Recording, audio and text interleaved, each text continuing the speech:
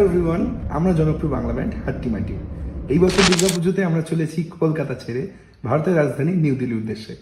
New Delhi, Haryana এবং উত্তরপ্রদেশ মোট 3টি রাজ্যের 5টি শহরে আমরা আসছি গান শোনাতে।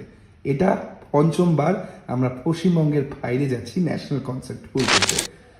অসাধারণ সুন্দর সময় কাটলো। আপনাদের সঙ্গে সমস্ত ভিডিও শেয়ার করব নেক্সট ব্লগে। তো প্রত্যেকে আমাদের ইউটিউব চ্যানেলটা সাবস্ক্রাইব করতে ভুলবেন না। বাংলা ব্যান্ডের পাশে থাকবেন। জয় গুরু, এনজয়।